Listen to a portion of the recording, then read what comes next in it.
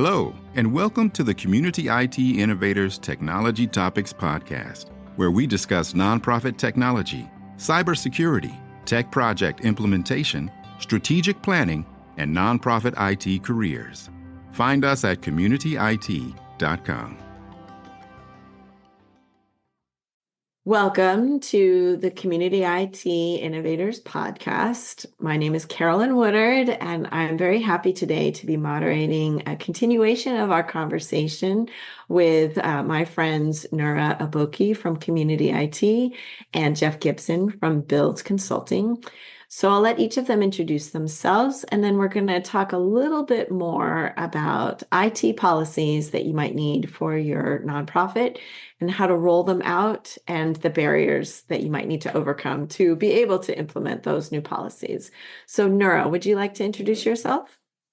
Yeah, thank you, Carolyn. My name is Nura Aboki, a senior consultant at Community IT. I help our clients with IT planning, IT budgeting, road mapping, IT management of their infrastructure and support. It's a pleasure being here on this podcast. Thank you. Thank you for joining us. And Jeff, would you like to introduce yourself? Hi, my name is Jeff Gibson. I'm a senior consultant with Build Consulting, and we focus on the nonprofit sector, helping clients do implementations, selections, change management, change readiness. I've been in IT about 25-ish years, helping with analytics and operations in the private and public sector. And I'm happy to be here as well. Thanks for having me. Great. I'm so glad to get you both back. We just did a webinar on IT governance at nonprofits, and I felt like we hadn't really had enough time in that webinar to delve into these two topics. So I wanted to go back and just talk a little bit more about once you realize that you have a problem, your IT policy is not updated, or maybe you don't have one, you need to create one, and you have gone through a process to create that IT policy, whether it's an acceptable use policy, an AI use policy, a disaster recovery policy, a data retention policy, any of the policies that we talked about. Now that you have your new updated policy, could you tell us a little bit about some maybe anecdotes or tips or best practices for rolling those new policies out to your staff? Nura, would you like to go first? Yeah, thank you. As you said, the policy has already been drafted. We're thinking of a scenario where you've already done the drafting of this policy. It is very important for you to make sure all the stakeholders are in agreement that the policy meets all the expectations. So before implementing the policy, ensure that it has been reviewed and approved by all relevant stakeholders. So with that consensus, we then would say, build a launch plan. Like, how are you going to launch it?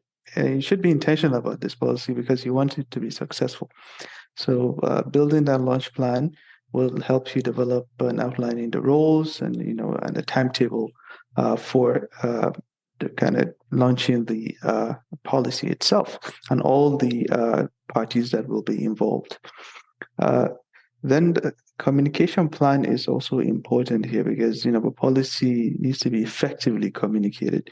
So and effective communication, you need to think about your company's maybe appropriate channels for communicating, messaging, and also understanding your workforce and taking everybody along in your communication plan.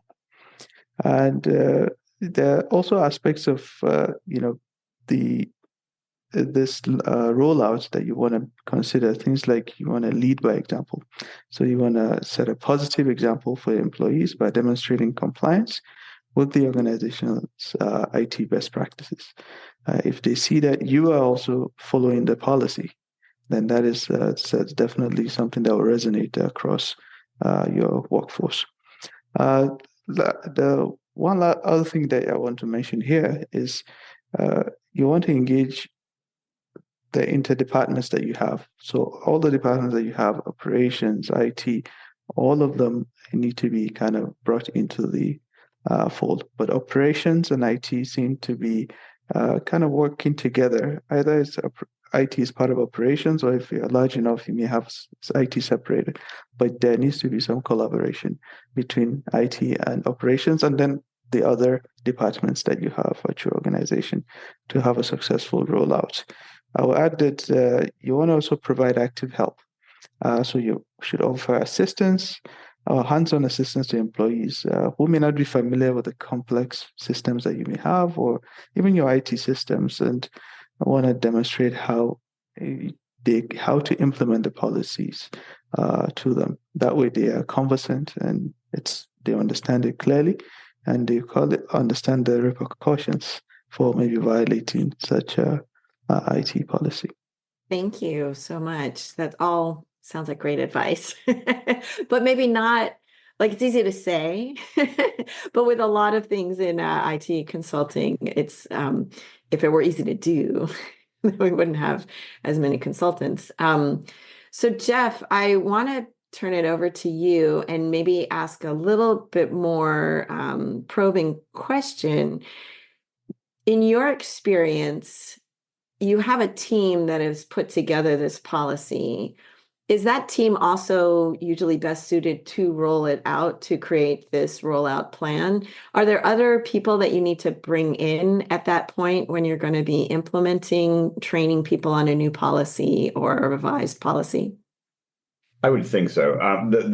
It probably a subset of those folks generally. And then the other thing is this sort of allows the training and rollout allows you to just continue the communications plan that you started, getting that buy-in all the way from senior and executive leadership all the way down to departmental leadership. And those are the folks that I would probably engage in training and rolling out new policy, because if you did it correctly, they probably had input into into the overall policy based on their respective business unit needs, departmental needs, whatever. But then it also continues that communication plan by showing that the departmental leadership has bought into this policy change and this change in approach as well, and that they can relate it to specific why do I care kind of questions from departments that are maybe a little more niche than other departments in your organization, or say finance versus your help desk folks or your whatever. So I think involving those folks really just continues the organizational level buy-in, and it also allows them more specific responses to questions that certain departments might have as related to that policy. So I think that's a positive all the way across, from cradle to grave on the policy rollout. So it allows you to kind of practice what you preach the whole way through. I'm going to ask a follow-up question, Jeff. Are you a fan of mandatory training, or are there times when mandatory training is a good idea and times when you wouldn't recommend it? I don't know that anyone's a fan of mandatory training, but I mean, you have to do it. I mean, it just, especially with the compliance and policy stuff. I mean, it's getting so dicey for non-compliance in a lot of sectors that you just have to. I mean, it's awful. We all got to eat our vegetables, but it really does speak back to that notion that you just constantly, consistent and persistent, tie why we're doing this into something tangible for each user or each department. And that shows you that it's not just, the mothership is dictating that we have to do this now. It doesn't really, take root when you roll something out that way. Well, and it seems like what you had said, Nora, of making sure leadership is leading by example. If you see someone high up in your organization in the mandatory training, it definitely goes a long way toward reinforcing that it really is mandatory. Nora, it seems like at some point your HR department is going to have to get involved, whether that's because somebody has not kept to the policy, has not complied with it, or hopefully before that happens, with making sure that understanding the policies is part of your performance review. So can you talk a little bit, are there strategies to getting HR involved? So earlier I mentioned that the stakeholders have to agree, and HR should be part of that stakeholder team that puts together this policy. And because HR has hooks to everybody at the organization. They see everyone's role at the organization and have a deeper understanding of employee engagement. And we even have approaches to training techniques that they've used that they could easily make it a part of their onboarding of new hires or even ongoing training for existing employees. I think it's very important, as Jeff mentioned, I would want to emphasize to ensure that your staff understands the reason behind the policy and how it will benefit them and the organization as a whole. Because there's always this question, why? Or, it may be superficial in the beginning, but if HR can deliver that value, it can deliver that understanding, can hopefully communicate it effectively and early before it gets too late. I know, Jeff, that there are some situations where you have to go through a training before you get access to something, especially with databases. Or I've been in situations where there wasn't enough training. And I was like, oh, this person has access and they don't know what they're doing with this field. So do you have advice or kind of best practices on, especially if your new policy, you're going to implement something like that? Like people have had access to a database that now you want them to have the training before they can go further. Do you have advice on handling that? Usually that's an impact, or usually that's necessitated by non-compliance, that kind of situation. So generally, there's some other dicey things going on. One of the places I've been where we had a pretty long data handling stream. I mean, it went, any set of data that other departments were dependent upon would have gone through 4 or 5 different people touching it prior to getting to the ultimate goal where analysis and next steps were generated from that cohesive set of data. Generally, they go in after, some department and IT have spent 3 or 4 days trying to, reverse engineer where this change occurred. So it's usually mildly contentious when some of those things are going on anyway, because some incident will occur and then then a group of people will get together and develop a policy very quickly, and then they'll try to roll it out. But the trick there is, I think rolling out data handling procedures, sort of the core data handling procedures that go across departments, the sort of least common denominators. If you start with that, then you can get into the department specific sort of rules. But generally, a high level organizational policy is great. And then if you can craft that to the individual departments, talking about their specifics, that's helpful. But a lot of times when once you give somebody something, anybody who's ever been around a kid or a puppy or me would know that if you give them something, they think they own it right away. So rolling that back is tough, but I think in that situation where you put sort of a hold on things in terms of access, that's really, I think the trick there is quick, sort of concise discussions and let's go back to work. People really don't like it when you take something away that they already have in their possession. But again, it goes back to those sort of core things that Nura and I have said, and everybody else on the planet has said. It's that consistent sort of execute. Here's why we're doing this. Keep it simple, keep it consistent, and get it moving. Nature hates a vacuum. So any kind of quiet time everyone will come up with their own answer as to what's going on, what the outputs are going to be, and they'll already start feeling, their reactions to something that they don't know what the reaction is. So get a correct number of people that are representative of all groups in a room, hammer it out, consistently execute and roll it out. And then, the one thing the one I've seen in the past, it has not gone well, but where you will test someone's understanding of the policy, that can be dicey. I mean, you have to, as a sort of IT leader or HR leader, you have to know that they have read it and complied with it. But making it into a test is sort of, a little bit of salt in the wound sometimes. So I think a conversation about understanding of a new policy is better than, okay, go back to your desk, take this test, and then we'll give you access. It's a little sort of draconian. I agree. I think, though, that I know neither one of you are cybersecurity experts, but I feel like in this environment, maybe one of the reasons that we need policies are for these cybersecurity risks. And so, some way to ensure that all of your staff understand, what's coming into their inbox and what they should click on. And if they click on something that's not totally right, who they talk to, who they tell about it. Do you have any good advice, Nora, on, I guess not explaining, but conveying the why of cybersecurity risk policies in something like your acceptable use policy?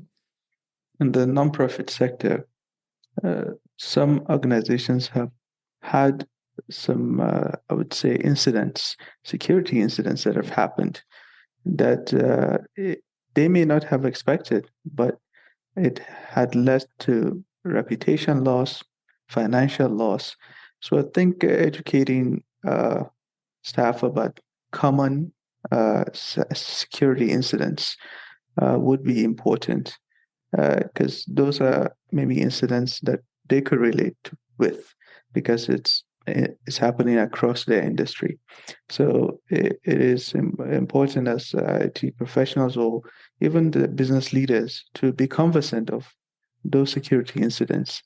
Because as a nonprofit leader, you may be looking at your risks, and those kind of security incidents could be a threat to your organization. So it's important to be aware. And if you may not have access to the information, talk to the IT or technologists, I would say professionals that know your industry well that could share those stories. And I think through those stories, and because they're real stories, you may get people to pay attention and to understand the value of adhering to such policies. So if I can blend what you and Jeff both said, make it really relevant. So make sure that the people who are involved in that tool or that process or what have you are engaged in setting and rolling out the policy. So it's not something that somebody over in this other department told me I have to do. But then also using the current environment of there are all of these risks coming in and threats to your organization. And so utilizing that to help people take it really seriously, which they need to take it seriously. Well, thank you so much for that. I think I'd like to pivot now to something that we talked about in the webinar of overcoming barriers. So one of the reasons that people may not have updated their existing policy or created a policy around acceptable use or data retention or disaster recovery is because of barriers to doing that. So, Jeff, would you like to talk about some of the most clear barriers to getting started on this project? I think the biggest one is just, especially with a smaller organization, largely nonprofits, but there are very small IT and HR organizations in the private sector as well. Is the lack of knowledge and the fact that some of these are ever shifting. I mean, if anybody who watched the GDPR rollout over 4 years or the GBLA rollout over 6, I think they're still technically rolling it out. I think there's 2 years left of changes, but that's I mean, that was a 3-4 hour kind of study every time they came out with a new section of that policy or a new section of the policy or the legislation became relevant.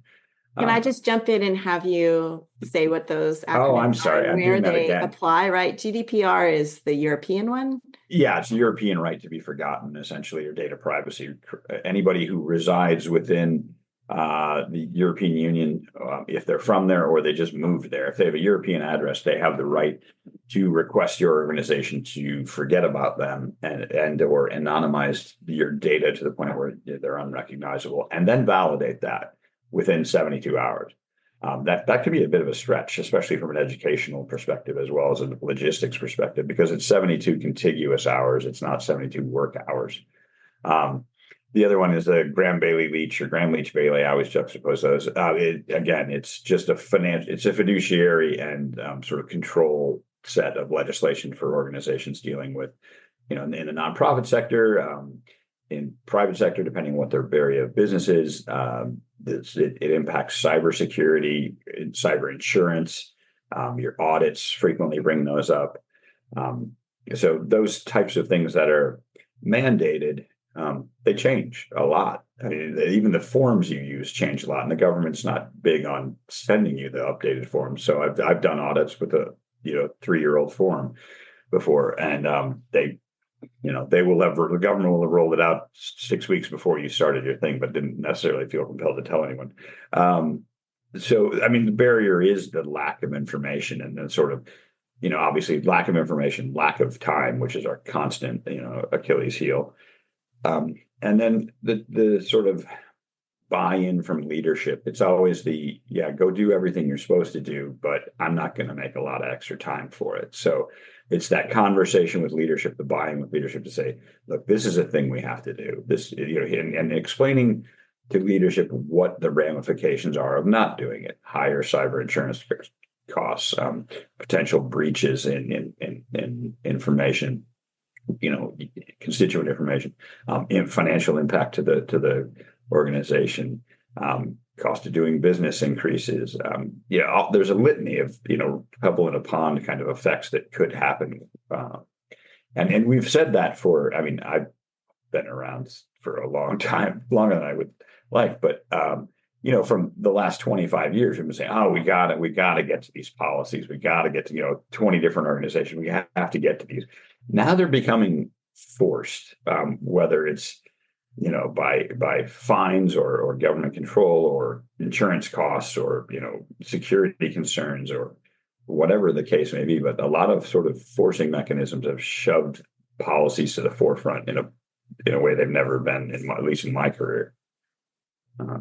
So I think getting that buy-in, leadership, and that'll allow you to get a little bit of time. And then, like I said in the webinar, they also explain to leadership and constituents and stakeholders, we're not going to be able to do this project because we have to do these things. And that is a tough conversation, but it also, going back to the old trope, explain why it's relevant to the organization, explain why we have to do this and why it's necessary. And then also it's helpful just to give them a time. We think this will impact your timeline by 6 weeks.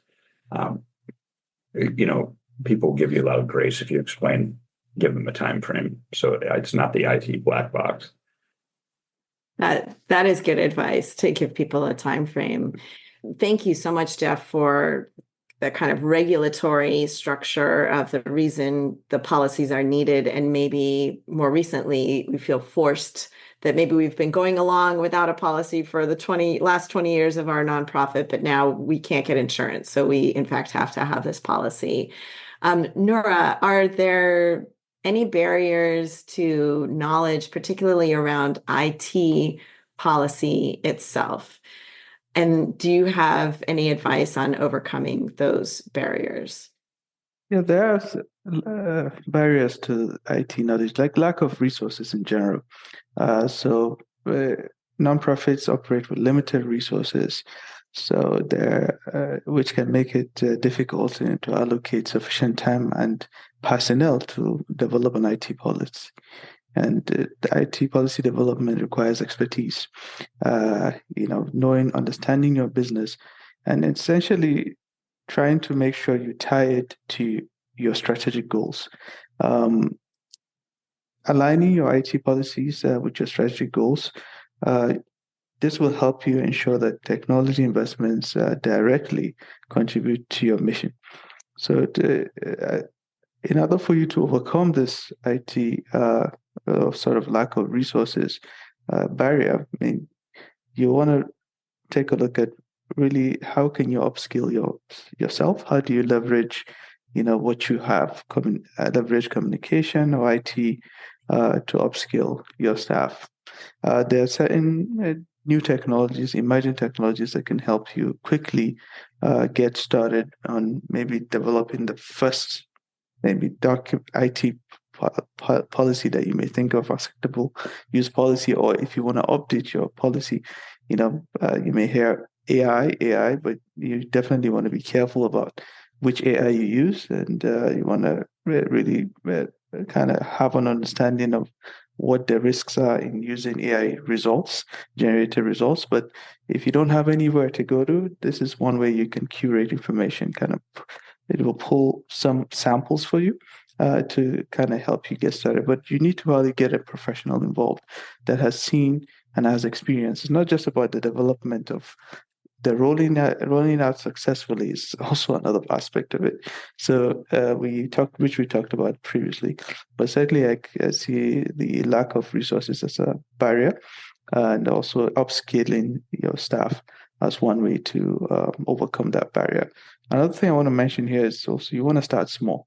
If you don't have any IT policy, if you want to update your policy, you already want to look at which policy is most effective right now. And what we found and we've seen in our space or non-profit sector is the acceptable use policy. If you're able to kind of get that single document done, then you can add other documents gradually. There are some situations where a nonprofit though will be required to meet a certain or develop a certain policy so that they can get the funding for a project or a cause. So those are unique situations, and in those cases, you're probably going to work with a professional that has done this in the past to help you achieve those developmental goals for creating an IT policy. Lastly, one of the barriers I think we emphasized it in the past, but it's certainly the mindset that nonprofit have focusing exclusively on their mission and goals, which can lead to IT being overlooked or undervalued. But changing mindsets, getting the board involved, the executives buying, can promote IT and further the use of technology, which will drive and improve their programs. And in a sense, there will be a consensus around, hey, let's develop policy to help us achieve our mission. Well, and certainly a professional board will have a governance committee for the board governance. So those may be some champions that you can involve to encourage your leadership to develop your governance of the organization itself around some of these policies. And I just want to jump in and say there are a bunch of resources on our website, communityit.com, from that webinar on IT governance, with some links to templates, because I would imagine that another barrier is knowing where to start. So if you have an existing policy that may be a decade old and doesn't refer to AI or cybersecurity or other tools that you're using, you probably still want to start with what you have and update it. But if you don't have a policy at all, we do have some links to some templates. But I know one of the barriers is finding templates that aren't so generic and often aimed toward larger corporations, not even nonprofits. They're just aimed at a really big company and they aren't very useful. So that's another barrier that people are going to have to overcome, finding a template that's a good match for what you're trying to do. So can we go on to maybe to some barriers around rolling out your new IT policies, which I know we just spoke about being able to implement these policies, but could you talk a little bit about the barriers that people have? And we've talked indirectly about a few of them, like of being afraid that someone in a department that doesn't know anything about the tools that you're using is going to tell you what to do is one of them. Maybe fear is another, but can you talk about other barriers to your staff caring about the policies that they need to implement? Yeah, so certainly rolling out comes with its challenges. And fear is one. I know that has been expressed in situations where people are concerned. Someone is going to tell us what to do, and it may be difficult to take it all in, especially not knowing exactly the consequences of signing a policy. So this can be a barrier, but typically this kind of barrier comes when leadership may not have gotten staff involved in the beginning. So if it's a top-down approach where the leadership is just saying, do this, it's mandated on you, then that seems to be a situation where that will cause fear in the staff. But if it's or indifference, or right? in the, yes, People who just are like, I'm gonna skip ahead to the end of that video and say that I watched it because it's all the same stuff and it doesn't have anything to do with me. So I don't know. Do you have tips on overcoming that? yeah. So I think I always will say leadership needs to be more of we should have the servant leadership kind of approaches to uh, understanding the culture of their organization and how they can reel in people to show the value of such IT policies and how their organization's mission can be achieved by adhering to this IT policy. So leading by example is one way to overcome this barrier. Staff that are reluctant to should ask questions about, they should be open to ask questions because underneath concerns, people, if they don't have avenues where they can provide feedback or ask questions, then it would be difficult for us to have an understanding. So open communication between leadership, HR, and the staff should be there, where there's free flow of information and feedback regarding such policies. And I think people, once they feel they are heard, there's chances that that IT policy is likely going to be successfully rolled out. But those are the kind of 2 cents I would want to share on this. Jeff, I know earlier you talked about computer-based training and that particularly for certain policies and certain tools, you can really use computer-based training if you can get over that making people care about taking the training seriously and getting through it. Do you have advice for that? In terms of rolling it out? Yeah, well, and using it. Are there ways to get staff to be more excited about computer-based training? I don't know if excited is a feasible goal, but yeah, they will comply. I think the part of computer-based training that's critical is recognizing it for what it is and using it just for what it is. It's an indicator. It's a red flag. It's not okay. Good. They finally they took it 3 times and now they scored an acceptable score. That really is just more of a canary in the mine shaft. It sort of tells you where there might be some problems and where further training or further conversations are needed, or maybe even a tweak or enhancement to the policy that maybe IT didn't think of something or the stakeholder didn't think of something when they added it that it becomes fleshed out or raised to the fore when someone that actually is doing the work on a day-to-day basis when they review a policy or review the training. But I think CBTs they're great for sort of wholesale culling of, we 87% of the staff got understood what we were saying. This 13%, they didn't get it. We'll make them take it again. That's probably the wrong approach. I would say this 13%, let's break down why they didn't pass, what their issues were, and then have a follow-up session of some kind, or some kind of further communication with that person or that group.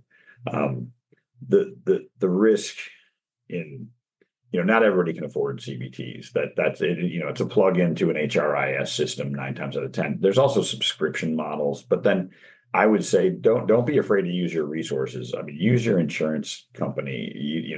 Whether it's cyber or organizational insurance, they generally have resources that they can point you to that are free or very little cost, or sort of group subscription rates for testing. Even if you don't have an HRIS, you can. HR information system, you can subscribe to these services, and they'll there are varying price points, there are varying costs per seat to take those tests. So, and if not, even in the template section, going back to what we were talking about earlier, a lot of insurance companies have templates, for different policies that they will share with you. Those may, and don't take those as gospel, those may be outdated as well, but at least it's a jumping off point. So I think that's probably your best bet. I wouldn't rely too heavily on any tool. But the other thing is to use your common sense and make make sure this is really applying to your organization.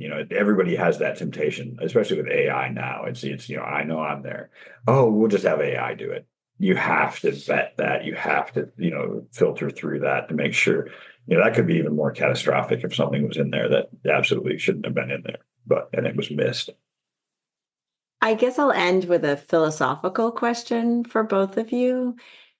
In your experience, have you run across organizations, or do you have ideas on turning this policy creation or revision from something that's just onerous and you have to do it into something that you can see as an opportunity, a way to give control to staff around what the policy is going to be for a tool that really impacts them, a way to create a caring environment at a nonprofit where people are concerned that everyone is complying with the policy because it's protecting their organization. So do you have any anecdotes or experiences of, a leader or an organization that was able to see this as an opportunity?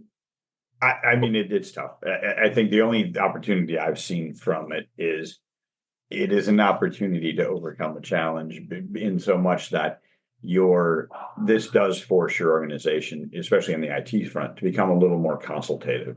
And it really makes you kind of, even if it's outside of your comfort zone, get out there and make IT more than just the people you call when you need a computer or when you can't get to a system.